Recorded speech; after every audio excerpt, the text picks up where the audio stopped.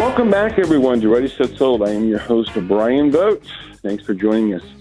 As I mentioned in the last segment and also in the first segment, beginning of the hour today, about the tip of the week, and that has to do with retaining walls.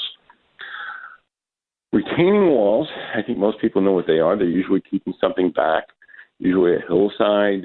People put them on hills. Sometimes you can have steps going up the side of a house, sometimes even the backyard, sometimes for swimming pools where there might be a must.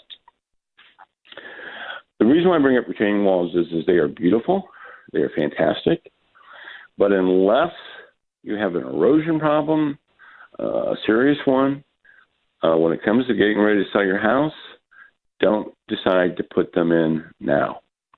And just had it 3 times in a row. We heard stories about people that, love the look of retaining walls. In one particular situation, they had a hill. Now, the hill wasn't an erosion problem in their backyard. It was very, very nice. But they'd always wanted a retaining wall, and they thought that would look so nice, and it did. And after $15,000, and when they put it on the market and found out that they weren't going to get any value for that, they were, to put it mildly, disappointed. Again, retaining walls are fantastic when they have a purpose. If you're buying a home and now you want to start putting that, that hill in a retaining wall, you plan on being there for 7, 10, 15, 20 years, who knows? Hey, that makes sense. But when you're getting ready to sell your home, retaining walls, as I mentioned earlier in another segment about brick patios instead of having concrete, those are the things you really don't want to over-improve, okay? And we had another situation where it was the side of a yard, and they decided to put steps in. They started putting some minor retaining walls in. As they went up, again, at $5,000 when they were all said and done. Return on investment, practically zero. And again, that's also the appraisal aspect of it. Most appraisers, I think it's something like 94, 96%, I don't know what it is exactly, but is on the inside of the home, and that's usually above ground. So that's your first and second story if you have one. So it's important to know that when you're doing any of this yard work coming up.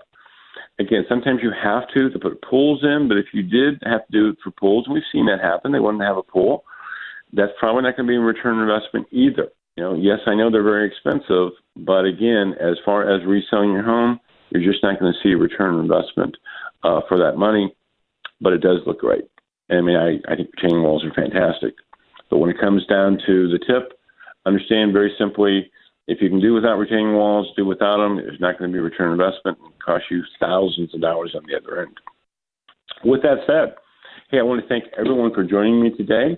I hope you learned something. I hope you got some information you needed to move forward. Always making sure that people know about the book. Again, we've had some great responses back. We do appreciate that. People have taken advantage of the offer. It's absolutely free. There's no strings attached. Go to readysetsold.org, put a few bits of information so we can mail you out the book.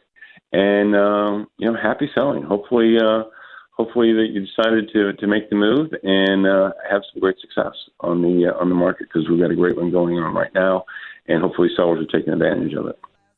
With that, hey, make it a great day, make it a great weekend, and have a fantastic week. I will see you next Saturday.